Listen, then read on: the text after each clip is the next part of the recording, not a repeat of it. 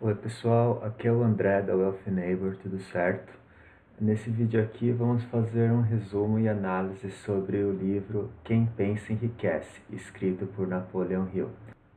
Esse livro pode ser considerado aí um clássico dos livros de autoajuda e dessas teorias de desenvolvimento pessoal e de como enriquecer, pois muitos dos autores hoje em dia se basearam nas ideias de Napoleon Hill e fizeram as suas alterações para criarem as suas próprias teorias. Por favor, leiam o nosso aviso legal e se concordar com todos os termos e condições. Então, nesse vídeo aqui vamos falar sobre o que é o livro e comentar algumas ideias principais. E numa série de vídeos que vão ser postados aí no futuro, vamos comentar mais a fundo alguns dos pontos principais. Por exemplo, o autor cita os 6 medos que mais afetam os homens, né, as pessoas.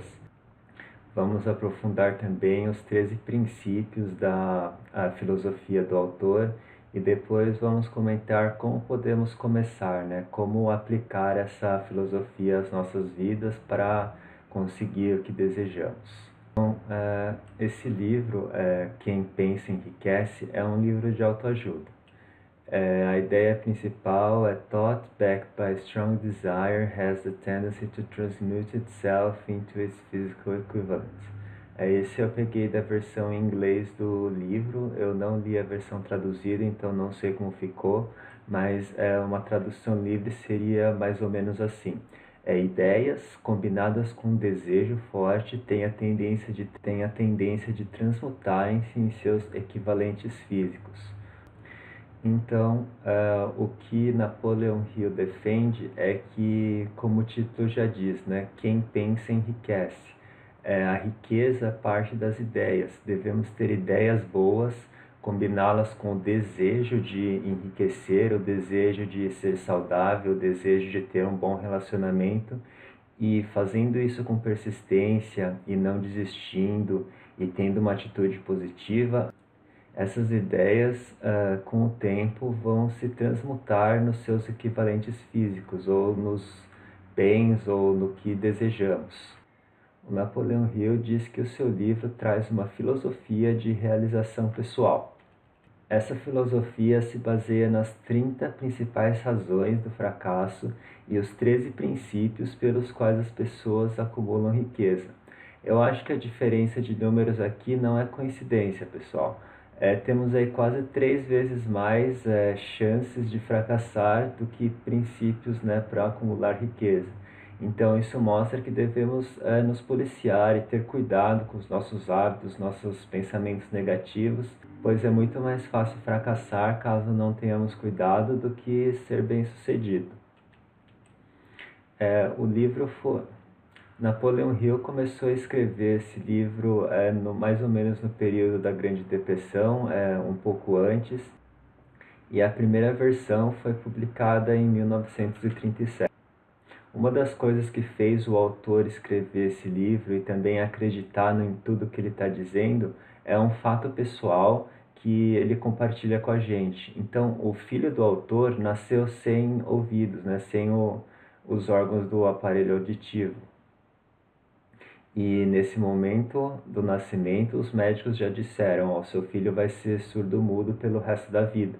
Mas o autor se recusou a aceitar, se recusou a acreditar nos médicos e desde pequeno foi plantando a ideia na mente, no cérebro do filho, que ele poderia ser como qualquer outra pessoa, que a deficiência dele pode ser vista como uma vantagem. A única coisa é que o filho tem que pensar dessa forma. Tem que pensar que não tem uma desvantagem, e sim algo que pode ser virado ao seu favor e que pode viver como qualquer outra pessoa. Ao longo da vida, o autor não matriculou seu filho numa escola para crianças especiais e o tratou como uma criança normal, como um adolescente normal e como um adulto normal. No final das contas, em algum momento, o filho foi procurado para fazer um teste de um aparelho auditivo novo que ainda estava em estado experimental e acabou dando certo, acabou funcionando e agora então o filho começou a ouvir normalmente. E isso foi uma oportunidade para ele, pois ele foi contratado pela empresa do aparelho, né, para divulgar e ajudar outras pessoas nas mesmas condições, com essa perspectiva de ser surdo-mudo pelo resto da vida. E esse fato fez com que o autor acreditasse ainda mais nessa filosofia do sucesso, nessa crença que ideias podem transformar-se em realidade. O que você deseja, se você deseja forte o suficiente e com persistência, e você tem coragem de tomar as ações necessárias, em algum ponto da sua vida aquela ideia vai se manifestar. Além disso, o autor foi fortemente influenciado por um empreendedor e magnata chamado Andrew Carnegie, e na época era o dono e fundador da empresa chamada US Steel. Seguindo a sugestão do Andrew Carnegie de criar e consolidar essa filosofia de desenvolvimento pessoal para pessoas que buscam sucesso, o autor entrevistou milhares de pessoas ao longo de 25 anos. As pessoas mais famosas nas quais o autor se baseia, para desenvolver essa teoria e exemplificar são o George Washington, que é um dos responsáveis pela independência dos Estados Unidos, Henry Ford, que é responsável pela disseminação do automóvel pelo mundo, Thomas Jefferson, o inventor do telefone, e o próprio Andrew Carnegie, que é um empresário e magnata, fundador da US Steel. A filosofia diz que riqueza, tanto financeira, mental ou espiritual, quando alcançada em grandes quantidades, nunca é fruto de trabalho braçal, sempre vem dos pensamentos, sempre vem de boas ideias.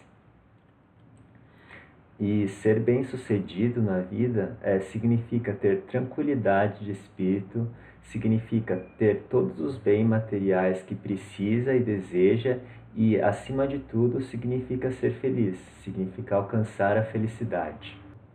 O princípio da filosofia parte do pressuposto que, quando a mente é alimentada por pensamentos positivos, transmuta seus desejos em planos para a obtenção de seus equivalentes físicos.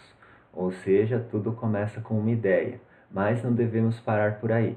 Precisamos de perseverança e fé para agir e seguir segundo esse plano que se manifestou em nossa mente. Não podemos desistir em frente a dificuldades. Às vezes vamos falhar, mas devemos perseverar e continuar tentando até alcançar o que desejamos. Por outro lado, quando a mente é alimentada por pensamentos negativos, medo ou preocupação, ela cria álibis para a pobreza, fracasso e mediocridade. E, apesar de tudo, esses álibis são criações da nossa mente, e nós temos a tendência de proteger e cuidar das nossas criações. Então, ao alimentarmos nossa mente com esses pensamentos negativos, acabamos nos tornando indiferente quanto à nossa condição, seja de pobreza, fracasso ou mediocridade, e nos sujeitamos a ficar nisso e não buscar mais, não buscar uma melhora na qualidade de vida. O livro traz também alguns exemplos de como ser um bom líder, como não ser um bom líder, e cita a importância do marketing pessoal, que na época ainda estava começando. O autor fala como é importante você saber vender os seus serviços, escrever um bom currículo, procurar um bom chefe, um bom emprego e como se destacar nessa busca. O autor cita por diversas vezes a importância da autoanálise e do autoconhecimento, de ter coragem em se conhecer e ter coragem em admitir os seus defeitos e começar a mudá-los. Alguns dos motivos para o fracasso citados pelo autor: a falta de um propósito bem definido, falta de ambição, falta de disciplina, falta de persistência, concentração e dedicação, falta de segurança, falta de entusiasmo e falta de caráter demonstrada pela desonestidade, egoísmo e vaidade. O autor cita também por que o pessoal dos Estados Unidos dá tanta importância para essa tal de liberdade e como o capitalismo afeta o mundo. Então, o autor diz que os capitalistas criam o essencial para a civilização. Sem capitalismo não existiria a civilização como conhecemos hoje. E ainda, Devido ao capitalismo, todos nós temos oportunidades. A única coisa que precisamos é querer trabalhar, querer agir e querer buscar fazer algum serviço. Então, só existe uma maneira confiável e legal de criar riqueza, produzindo algo que alguém precisa. E graças ao capitalismo, as pessoas precisam de diversas coisas. Então, cabe a nós fornecer um serviço que seja de qualidade adequada, em quantidade adequada e com uma atitude positiva. Dessa forma, podemos ter certeza que vamos ser recompensados. A importância das decisões definitivas para afastar as dúvidas e a insegurança. As decisões devem ser sem volta, né? Arrisque a sua vida e destrua todas as rotas de fuga. O autor dá um exemplo de quando um exército está num campo de batalha, o comandante lá queima todos os navios, né? Então, o exército não tem como voltar atrás. Ou eles ganham aquela guerra ou todos vão morrer. E isso vai incentivar os soldados a darem o melhor de si. Não precisamos literalmente arriscar nossa vida, caso você não queira, em todas as situações. Mas a ideia persiste. Devemos tomar decisões definitivas, devemos estar seguros de nós mesmos, acreditar em nós mesmos e seguir com fé em nossas decisões. E talvez a ideia mais importante dessa filosofia: estados de espírito podem ser cultivados pela mente. Ideias, o pensamento, né? Pensar em coisas positivas ou pensar em coisas negativas. As ideias ou os nossos pensamentos são a única coisa sobre a qual temos controle absoluto. E com esse controle absoluto vem também a responsabilidade de alimentarmos a nossa mente com coisas boas, com pensamentos positivos, com emoções positivas. E dessa forma vamos conseguir transmutar os nossos desejos, né, em seus equivalentes físicos. Por outro lado, as preocupações são os nossos piores inimigos. Temos que subjugá-las e dominá-las o mais rápido possível, pois preocupações prejudicam nossa imaginação. Se a nossa mente está cheia de pensamentos negativos, de preocupações, de emoções negativas, não existe espaço para os pensamentos positivos, ou é uma coisa ou outra. Então, como temos 100% de controle sobre o nosso pensamento, temos a escolha de escolher pensar em coisas positivas ou em coisas negativas. O autor cita um exercício de conselho invisível para aperfeiçoar seu caráter pela autossugestão. Então, o autor conta que durante um tempo da vida dele, ele começou a, antes de dormir, imaginar várias pessoas conhecidas, famosas e bem-sucedidas. Por exemplo, Napoleão da França, o George Washington dos Estados Unidos, Einstein, Copérnicos e outros pesquisadores, outros empreendedores famosos, outras pessoas que conseguiram acumular riquezas ao longo das suas vidas. Então, o autor imaginava um conselho de todas essas pessoas singulares, né, essas pessoas geniais, e o autor se imaginava sendo o chefe do conselho.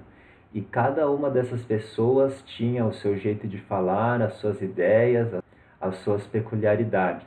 Então, o autor se imaginava absorvendo todas as qualidades de caráter dessas pessoas excepcionais.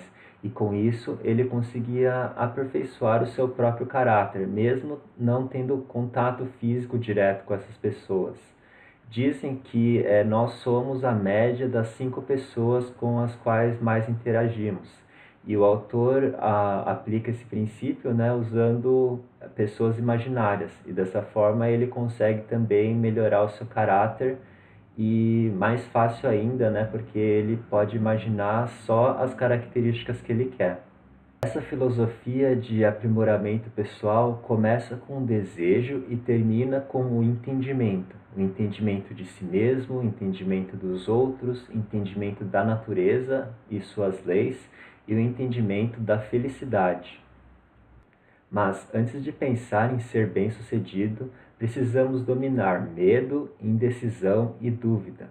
Pois se esses sentimentos nos dominarem e dominarem a nossa mente, não teremos espaço para o pensamento positivo, para a imaginação e para a criação de coisas espetaculares. E com isso encerramos esse primeiro vídeo. Obrigado por terem assistido e obrigado pelo seu tempo. Até a próxima!